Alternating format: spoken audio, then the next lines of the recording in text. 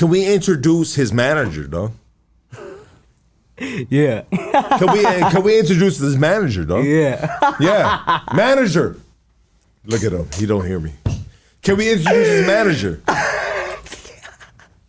Let's go, baby.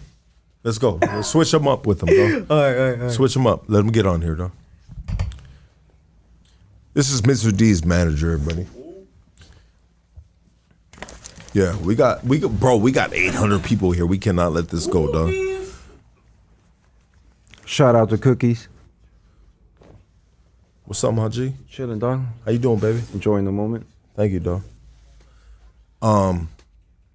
You mind identifying yourself? My name is Jeffrey. Grew up in the NoHo area. Same hood as Mr. D. You from Alley Locals? From the Alley LS gang. Okay. Boggles Click. Boggles Click, baby. Yeah. How old are you, dog? I'm 40. 40, baby. Yeah. Young and you're looking beautiful, dog. Thank you. Appreciate that. Yeah. Yeah. When I say beautiful, Casey will kiss in your mouth, not me. No, I'm good. We ain't having that moment. We ain't having that moment. Shout out to you, Maji. I'm just fucking with you, baby. It's all good. You got the vibe right here. We feel like around, dog. Yeah. So, how did you become being Mr. D's manager? Maybe like about 2 years ago, he hit me up as far as like trying to like help him out as far as the music and how to behave and how to like approach it the right way. I kind of took the step of kind of helping him out and guiding him. And what gave you these tools to guide him? Just read, dog. I read a lot. Just reading and watching videos and trying to like understand what the fuck I'm trying to do. Because I don't know what the fuck I'm trying to do, dog. Sometimes it's just off of the fly. I'm reading, just, you know what I mean? Trying to get it done. You're studying the craft as you go. Yeah. My goal is just to get him paid. I mean, that's my goal, is to have him in a home, his family in a home. That's all I want, dog. That's my goal. And so when he was on this podcast previously, you weren't his manager. Nah, I wasn't even around. So you said 2 years, but it's not 2 years. It's actually a year. Maybe you've been his manager. Yeah. Okay. Yeah, for sure a year, because I know right before we went on that 28 podcast, he told me to go ahead and go with him. So it's been like a year. But I've been talking to him for about probably like 2 years as far as like the music-wise, like where to go and how to go about it. And what do you do? Like, can we tell the audience a little bit about yourself? I'm a chemist for a cosmetic company. I make lotions, shampoos, anti-wrinkle, all that shit. Yeah, ain't no dumb fuck. What does it consist of? Consist of? Yeah, I mean, being a chemist for... Well, Vaseline. It all depends. Vaseline. I mean, waxes. Usually I try to do waxes. It's all natural. I mean, I don't try to use like crazy shit. Keep it simple. You seem like a serious dude, though. I try to be. Like, I don't like to bullshit. I know, because the shit that I told you earlier, you weren't feeling. Nah. Because I know it was going to come on. It's just, you know what I mean? The politics, I like to keep it behind the, like, doors, you know what I mean? Like, if you're going to talk politics, we'll talk it somewhere else. This ain't the platform, kind of. Respectfully understood. So, when it comes to Mr. D and it comes to you, we have an objective, right? We have an objective, and we have a plan to move forward in the proper direction. And being the fact that you're from his neighborhood, you're an older homie from his neighborhood, sometimes it's best to take those reins, so to speak, right? To make sure that he's led in the right direction, not taken advantage of, correct? Yes, sir. That's the goal. That's the goal. Yeah. Because I already have everything I need. My thing is just having him get paid. Nobody take advantage of his situation, his talent. Like, make sure I got him down the right path. I also got my big homie over there. Because I can't do that shit on my own. So I got to make sure somebody watches my back. Somebody watches his back. So on and so on. Just like right here at the podcast. I mean, with me. And I get that. I understand that. And I respect that. moving forward with Mr. D, I mean, what do we have in the mix coming from the manager? We got some music coming out. We got a visual. I know we got a visual recording this weekend. We're gonna shoot it. We got this producer we're working with, so he could do his own original beat, just like he said he wanted. Sat down with him, fucking did it.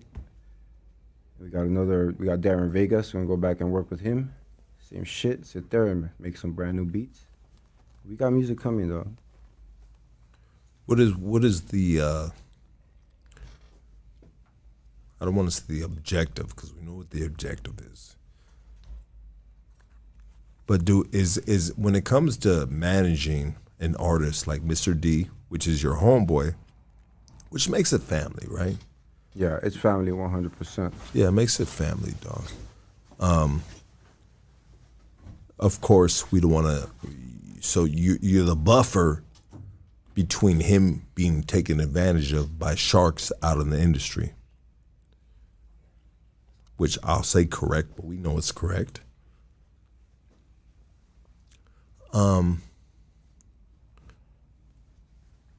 Do we have a certain amount of music that needs to put out at a certain time? You know what I mean? Like, what is the game plan? Do we put out an album?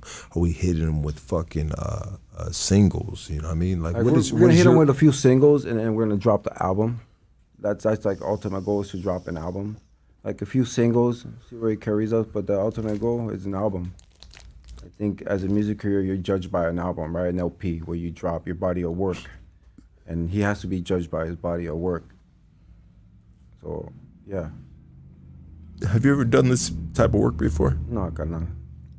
So like you said, you studied it, you read up on it, just like me, dog, this podcast. You know, nobody's giving me a blueprint.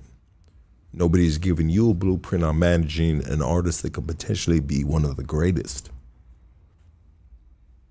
Do you feel like he could be one of the greatest artists of Chicano raza rap? Not just Chicano, I think just in general. I don't want to put him in like in a box, right? I want to put him like in a fucking like not a box. I don't know how to say it, but I just want to put him in a globe. Just outside that box of Chicano, because it shouldn't be just Chicano. You should be able to reach every ear, whether you're Chinese. I mean, I want to say Asian, whether you're Asian, Middle Eastern, you're South American, North American, whatever. I mean, you got to be able to reach every ear, right? That's the goal. Has he been the greatest talent out of alley locals? Has there been any other artists besides him out of your neighborhood? I want to say my homie, rest in peace, Whisper. Was he a good artist? Yeah, I used to fuck with him. That's how I kind of I started fucking with him. Because me and him used to go back in the spot and just kind of, I mean, he saw a little bit of dope and I'll just be like, pop, pop, pop, pop, and then the homie would go off on some stupid shit. So, you know what I mean? That's why when I seen him and he came to me about this, it brought flashbacks on my homie, right, my crimey. Because we had goals, you know what I mean? We were getting a hustle on, save some fatty. I go, whatever we got to do to get this shit going. Homie passed away, so, you know, all that shit ended. How do you feel about when I tell your little homie, AKA your artist that you manage, about, you know, throwing the gang signs and stuff like that? Like, I understand it. And then it should be kind of eliminated slowly, right? Because it draws some kind of attention. But at the same time, it's like, I can't buffer what he is.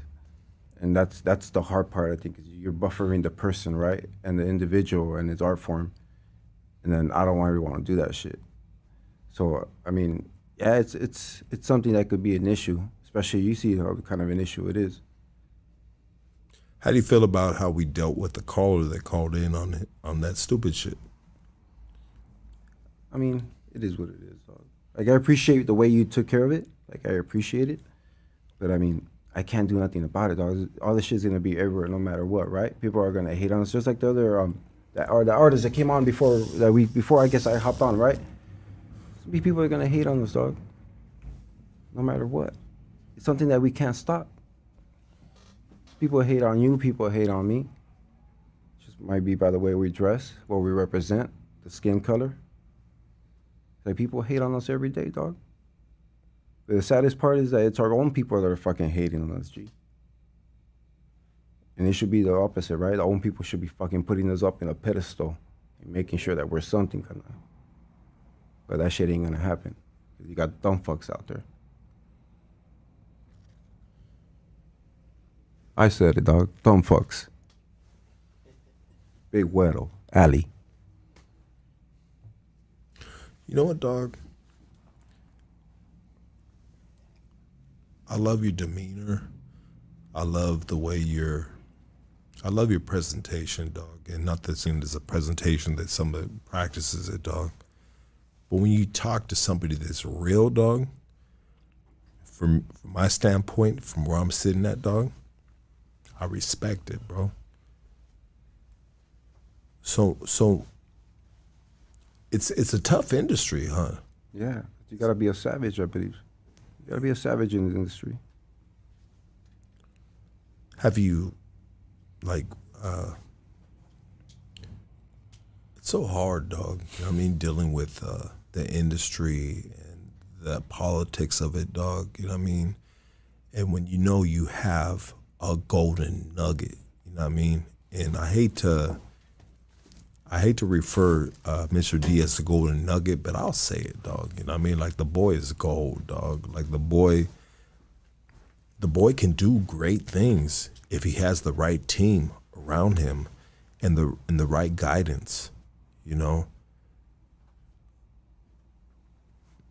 And you really gotta, like, you really have to, like, fucking just, like, dissect what's good for him and what's not.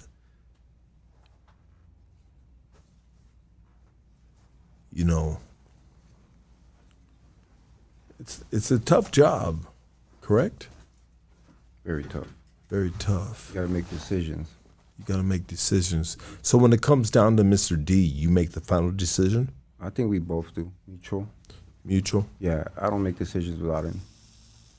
I try to be transparent as fuck. Like, I don't try to, like, hide nothing from him. I believe in transparency. If you're transparent, everything will work out. If you have some other shit behind it, it ain't gonna work out, dog. Yeah. You know what I mean? You gotta be transparent, kinda, especially in business. That's how you lose friends, if you're not transparent. And we lose a lot of friends when we're not transparent. Yeah, right? Yeah. So that's the way I look at him. Like I told him from the gate, I'm always gonna be transparent, whether it comes down to contracts and all that. Like, I'm not gonna bullshit you, because I don't wanna fuck with him, though. Because like you said, he's a golden nugget. Why am I gonna fucking take money out of his pocket now? He needs the money now, kinda. You know what I mean? Like, I'm not gonna fuck him over, G. And you see my big homie there, he's the same way, he thinks the same way I do right there. So it's not like, we got what we want, I mean, in life, dog. We're set. I'm not saying I got a fucking mansion or nothing, you know what I mean? But I got what I want out of life, dog. I'm 40 years old, think about it. I lived a little bit. I've enjoyed some fruits of life. I want some more, but I've had some fruits. Absolutely, dog. Damn, dog. I feel like he's got the right team around him, dog. And it's good to have you here, bro. You know, I know you were maybe a little reluctant to sit in the seat right here, because it seems like you're very, like, obviously a business-orientated person, but you keep shit close to your cuff, so to speak, right? Yeah. You know? Small circle. Small circle. Yeah. It's always been like that. I mean, we ain't a big neighborhood. We're a small neighborhood. You know what I mean? So our circle is small, dog. But we got ours. That's a good thing, though. Yeah, I believe so. It's a good thing.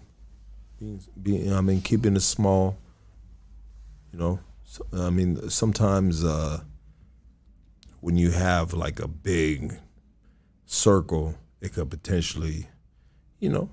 Self-destruct. Self-destruct. Thank you. Yeah. I don't want to keep you too much longer, dog, but I just thank you, dog, for a couple of words right here, though. You know what I mean? Right here at Hoodstocks, we support Mr. D. I mean, we love this dude, dog. No, you guys, I've seen. Thank you. We appreciate it. You know what I mean? Like, You don't see me jump for joy because I'm fucking lit too right now. So you know what I mean? But I appreciate like the support you're giving the homie. Like it's dope. It's beautiful. That's what it is for me. It's a beautiful thing. It's real. Yes, sir. It's real. Sometimes when you get on these like, you can get on like a motherfucking. I don't want to name no names, dog, but I'll name a name. You can get on some Adam 22 shit, dog, and everybody wants to get on Adam 22. Get on Hoodstocks, dog. You know what I mean, there's no false agenda right here, dog. We supporting the streets. You know what I mean, you got a street dude supporting the streets, opposed to a fucking supporting the streets. BMX rider supporting the streets, dog. Like, why can't the streets support the streets? That's what we do right here at Hoodstocks, dog. Thank you, Jeffrey. Thank you, Weddle. Appreciate it. Appreciate you. Thank you, dog. Yeah, keep smoking and cookies. You know it. Yeah. Love you, baby. Thank you, dog. Okay, now. Let's get Mr. D right here and let's end this right here, dog.